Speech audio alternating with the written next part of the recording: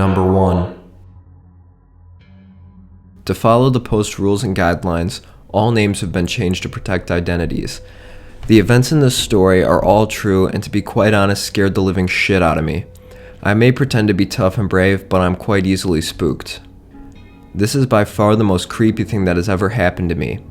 I usually feel fairly safe in my town, but this one incident has certainly awakened me to the fact that no place is perfectly safe. It was New Year's Eve just gone when my friends had called me and asked if I wanted to go to a New Year's Eve festival to the beach with her and her boyfriend. Being the kind of person who normally just stays home and doesn't do anything special for particular holidays, of course I agreed. Every New Year's Eve, my town holds a festival at the beach in celebration. Rides and games are set up, bands play live music, clubs hold late-night fancy dress parties at midnight, and on the dot, a series of fireworks are displayed and put on for the public.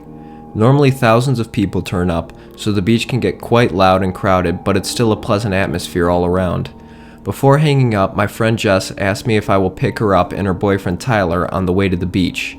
She also lets me know that one of our close friends is coming along and that we should go straight to her unit so that we can all walk down to the festival together. I tell Jess, no problem, and then we go to get ready. In about half an hour I am ready. I do not yet have my license, so I asked my dad if he will pick up my friends and drop us all off. He agreed. It only takes about 3 minutes to drive to my friend's place and then another 10 minutes to drive to my friend's unit. My other friend Haley lives in a small 2-bedroom unit with her mother. The unit is right next to the beach, and it only takes about 5 minutes to walk down to where the festival is taking place. When we arrive, she is already outside waiting for us, standing on the balcony and enjoying the sunset. We all file out of the car, making sure to thank my dad for dropping us off, and then we head upstairs to greet Haley. We all hug each other and begin to catch up, as we haven't seen each other in a couple of months. Graduation works a life in a lot of ways. We all headed inside for about 10 minutes to grab a drink, and we catch up a bit more. Haley's mother came out and talked with us for a bit as well. At this point, the sun had almost and well truly disappeared, so we decided it was a perfect time to head down to the festival. The walk down to the beach was pleasant. It was a warm summer night, there was a cool breeze to ward off the heat, and the whole area smelled of cotton candy, buttered corn, and warm donuts. We spent the first few hours going on rides together, and then we went and bought some food and sat down on the sand to eat it. So far, the night was amazing. As usually whenever I went out with my friends, there was always parents with us. No parents this time. It felt great. Felt like freedom. After eating, we went up to the stage where the live bands were playing, and we danced around for about an hour. There were plenty of classics being played, such as YMCA, Time Warp, and various hits from Grease. All in all, it was a really fun time. After an hour of dancing to the music, the 4 of us decided to head back to Haley's unit for a drink of water. At this point, it was well and truly dark, around 11 o'clock, and the heat of the day had subsided to a pleasant warmth. We walked along a path merrily, saying Happy New Year to every passing group or cop. A few partygoers on the 4th floor of the apartment complex shouted, "Hope you have an epic New Year," drunkenly at us. We laughed and wished them the same. After we walked further away from the crowds and the noise, the light grew less and less. There aren't many streetlights near my friend's unit, and soon we were engulfed in the soothing darkness with only the moonlight in our way. It was at this point that for some reason I began to feel uneasy. It was too quiet for my taste. You know that feeling you get when you're being watched, or at least you think you're being watched? That exact feeling washed over me, and I subconsciously moved and walked between Haley and Tyler instead of walking on the outside of the group. I shrugged off the feeling after that, attributing to the fact that perhaps my ears were just used to the loud noise of the festival. They were, after all, ringing a bit. We ran into another group of friends we knew from high school along the way, and the feeling was completely forgotten. I had missed these people after graduation and immediately struck up friendly, light-hearted conversation. We parted ways after we made it to Haley's unit block and climbed the stairs up to her unit. Haley's mother and the mother's boyfriend greeted us upon our arrival, and we all got a drink of water from the refrigerator before relaxing together on the couch.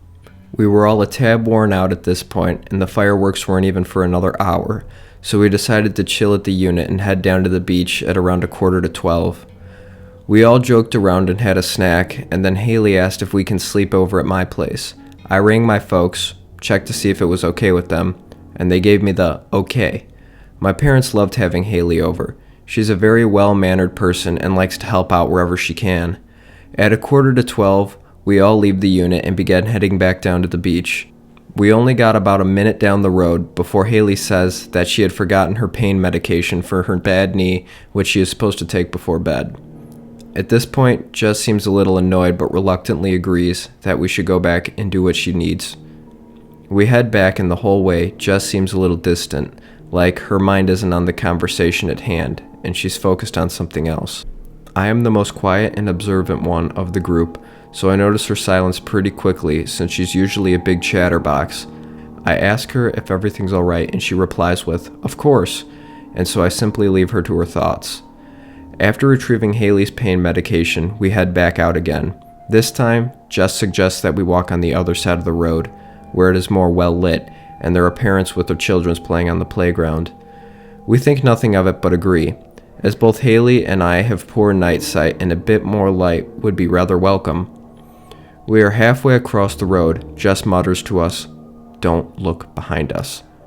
My first thought is that maybe there was a drunk with their pants down taking a piss against the wall or something, but then Jess adds, "Walk faster." I begin to feel uneasy and immediately obey her request, knowing that whenever Jess seriously tells us to do something, it's usually for a good reason. None of us look back, despite that nagging human instinct to look. I trust Jess. When we were across the road, I asked Jess what was wrong and what has her on the edge. She replies to me, "There's 3 guys in black hoodies following us. I recognize them from earlier." Earlier? I think to myself, puzzled, and then Jess explains that she saw those same 3 men. They had to be men. They were tall and bulky when we came to the unit for water earlier. A chill runs down my spine at this, and I realize that my sense of being watched probably came from those men. What made me even more creeped out was the fact that they had waited all that time for us to come out. Unable to resist, I glanced sideways out of my peripheral vision, and my heart hammered in my chest when I noticed the 3 men. They are indeed, rather pointedly, following us, and they had their hoodies zipped up all the way to their chins. This would not be so unusual if it was not for the fact that it was a hot night. There was no need for a hoodie or any jacket of any kind, and they were wearing bandanas over their mouth and noses. I could not make out either of their facial features. This scared me. Jess prompted us not to look back again, and suggests that we keep walking faster. We do so, despite the fact that Haley, Tyler, and I are all tall and strongly built people. I should mention now that I am an 18-year-old female, and despite my build and reasonable strength, I understandably did not want to tangle with 3 big, unknown men dressed in all black with bandanas covering their features. It crossed my mind that they probably thought we were good targets. Jess was short and thin, and they most likely heard that Haley needed pain medication. I walked with an obvious limp, as I have arthritis in my right knee, and Tyler had a handful, being the pack mule, as we called it. Despite Jess's instructions, I can't help but give the occasional glance at the 3 men, and of course they continued to follow us. They had even increased their pace to nearly match ours, and kept looking over at us. I think they meant to intimidate us, as they made it quite obvious that they were staring right at us. I ceased to look at them after realizing that they could probably tell I was keeping an eye on them, and instead opted to use my keen hearing to make sure that they stayed across the road. I wasn't fond of this, as they could have a knife or a gun or anything, and if they suddenly sprinted at us, I wouldn't be prepared, but I didn't want to provoke them by staring. I am not a fast runner, and my stamina leaves me much to be desired.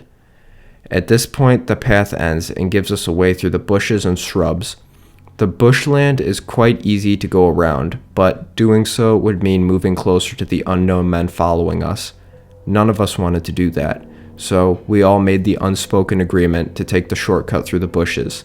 The bushland doesn't go on very long, and it would take us straight to the festival, where we could quite possibly lose the men. We head into the bushes, taking care to stay together and watch for snakes, as summer is in season when the snakes like to come out most, especially at the beach. It's Snake City. About halfway through, we all recognize the sound of a dried grass and leaves crushing underfoot. Then we hear rapid footsteps. We all broke into a sprint, not daring to look back at this point.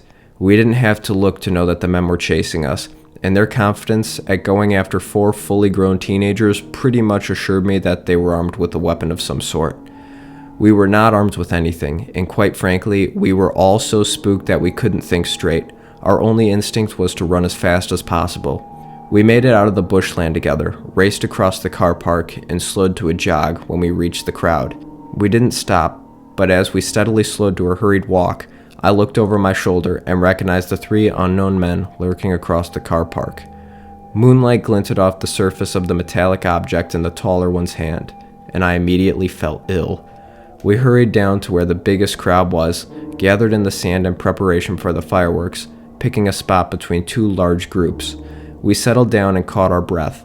Funnily enough, all 4 of us have asthma, which we often joke about, saying that we have found each other and bonded because of it, and we were all panting quite heavily. Tyler and I have it a bit worse than Haley and Jess, and you could hear us wheezing as we panted. Soon, the fireworks started, and we all calmed enough to somewhat enjoy them, although the unknown men were still in the back of our minds. Our original plan had to been leave before the fireworks were finished so that we could avoid a big crowd, but instead we opted to leave with the crowd. We walked down the big roads to the car park where my dad was going to pick us up, making sure that we stayed around people. When we reached the car park, I called my dad and he said he would be there to pick us up in about 10 minutes. After hanging up, I sat on the side of the path with my friends and waited. 5 minutes had passed. I decided to look around as there were still many crowds bustling, making their way to their cars. There was a bit of a traffic jam, as many cars were trying to leave at the same time. I looked across the road and realized with a jolt that the 3 men in black hoodies were still there, half hidden behind the trees, where there was no light. Even though I couldn't see their eyes, I could tell that they were staring right back. They knew I'd spotted them. The taller one discreetly showed his knife, waving it a little as to taunt me. Then he raised it to his throat and made a slow, mock slicing motion. I quickly told my friends that we had to move to a different spot, making sure to stay in the light and stay in sight of people. My dad arrived soon after, and we all quickly climbed into the car. None of us spoke a word of what had happened, and since then, I haven't had an issue with anyone following me or my friends. It still gives me the creeps though. Whoever those men were, their intentions could not have been good. Number 2. First thing you need to understand is that my school where this happened is normal. It was a really small school, about only 90 kids. On top of that, it was a very hippie school, really outdoorsy, which was awesome in its own right. We spent most of our time outdoors. We didn't have a gym, we just used the woods. The location of our school was rather sketchy. It was right next to the woods, more in it. Right next to our school was an old abandoned insane asylum. It was creepy as hell at first, but you got used to it. Just right down the street, there was another school for troubled kids. We didn't see much of them. Now to the story. So it was a normal lunch. Me and my friend were out behind the school. The teacher would call you back if they saw you out there. They couldn't keep an eye on you, so they didn't like it. Out from the woods, a girl, about 16, walks up to us and started having a casual conversation. At first, I didn't realize, but she dresses really emo. After a while, this is how the conversation goes. "Could you not tell anybody I'm here?" "Why?" "The police are looking for me." I call bullshit. Almost right on cue, 3 police cars come zooming past our school. "See?" she said, looking happy. "Why are they looking for you?" "I'm on suicide watch." She said this looking at him with a big smile on her face. "Are you really?"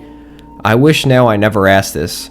"Yes," she said. She pulled up her sleeves, her arms, every inch covered in deep cuts. The worst part was that some cuts were still fresh, still bleeding. I flipped. I ran out from behind the school, leaving my friend with her. Dick move, I know. And I got my teacher. When me and my teacher were running back, we had just arrived in time to see this chick pouncing on my friend. No shit, she started to scream, "Kill me, please kill me." My teacher, big dude, chucked this chick off my friend. My friend whipped out his phone and called 911. After a while of my teacher holding this girl, still screaming, "Kill me," the police showed up and took her away. So, creepy ass psycho chick, if you didn't already get your wish, let's not meet again. Number 3. This encounter happened when I was a senior in high school. At the time of this event, I was 19 years old and had some major seniorities due to the fact that I only had a month left in high school and I was heading to college soon. This is how my creepy, scary, and close call with a dangerous stranger went down. My friends and I always met at this park where we would play pickup basketball. I live in a beach town. This is pretty much all a white influence community. It's seriously a peaceful place, and I consider myself blessed for growing up here. In my hometown, there's little to no crime. The worst thing that happens here is an occasional home burglary and cops writing high schoolers tickets for possession of marijuana. The joke everybody makes is that the cops have nothing to do besides pick on high schooler kids who never break the law. Now that I'm older, I realize this is true, but they do keep the community safe, so it's a nice place to live. Back to the story. Earlier in the day, the news was blasting this story about someone committing an armed robbery at a local 7-Eleven in the neighboring city. The dude managed to escape police, but in the process, he crashed his car into one of the many valleys in my town. Now, he was running on foot, and police hadn't found him all day. He robbed the store early in the morning, and the police were on about a 6-hour manhunt searching for this guy. Everyone knew that this chase was going down, since no crime ever happens here. There had to be 4 or 5 helicopters in the sky above us as me and my friends were all playing basketball in the park. The park was surrounded by hills and valleys, and were near the location of where the guy had escaped. We all joked that the robber would end up at this park because of how close we were to it, but still, no one ever thought that would actually happen. The park was pretty much empty except for me and my 5 friends. We had finished up our game and everybody left to go home except me and my friend Jeff. Me and Jeff decided to go smoke some pot about 200 yards from the basketball court, where we had to walk into the valley so we wouldn't get caught smoking. I'm always pretty paranoid when I smoke because I don't want to get caught, understandably. All the helicopters were directly above us looking for the guy in the valley, and here we are smoking weed right under them. I hated it. We walked a couple 100 yards down this trail and climbed a small hill and smoked under a tree. I told Jeff that I didn't feel comfortable in this spot since the cops were right above us. I also told Jeff that I had this feeling that we were going to encounter the robber. Dude, we're going to find this guy in this valley. Let's go somewhere else, please. I'm telling you, the guy has to be in this area. This is just too sketchy. Jeff, being the friend who's pretty stubborn, refuses to move from the spot. So we smoked. He went first, then passed me the bong. I packed it, and as I'm literally smoking it, I see this dirty, sweaty-looking guy walking towards us. Oh, fuck, I thought, mainly because this could be just a normal person walking the trail who caught me in the act of smoking. I blew the smoke out, and he was about 10 feet away from us when I realized he was indeed not a normal person from this town. He saw that I had my phone in my hand and asked, "Hey, can I use your phone? Mine's dead all day, and I really need to make a call." He showed us his dead phone, and right then and there, I knew he was the robber. He looked like he had been through hell. His clothes were torn, he was out of breath, and he looked like he'd been lost for days. I responded, "No, sorry," and didn't know what else to say. I surely wasn't going to give him my phone. "Come on, man, you guys can trust me. I've just been having a bad day. I've been having trouble with my girl, and I want to call her to come pick me up. I'm white just like you guys. I'm not going to steal it or anything." He's white just like us, I thought. Holy shit, what kind of trustworthy person says I'm white just like you, so trust me? I still didn't respond to the guy asking to use my phone, which is when Jeff stepped in. "Hey bud, he doesn't want you to use his phone. Why can't you be okay with that?" "I just want to make a call." "Well, he doesn't want you to use his phone. That's his answer. Why can't you accept that?" After Jeff said that, he said, "Okay, well, can you at least point me in the direction of the closest street?" He pointed in the direction of the park, which was like literally 100 yards away.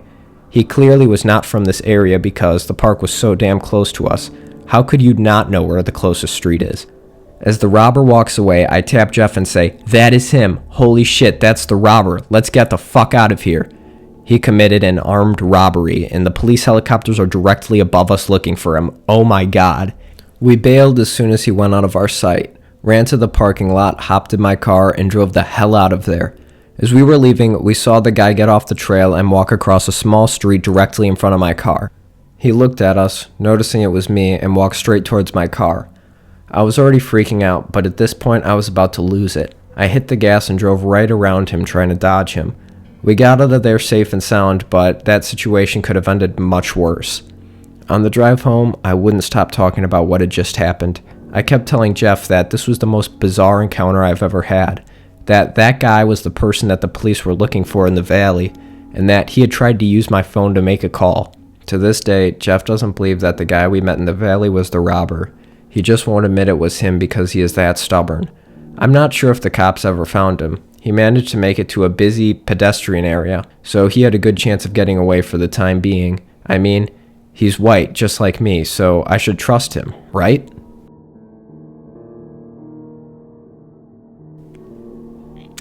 Hey guys, we're Chuck and Kilc.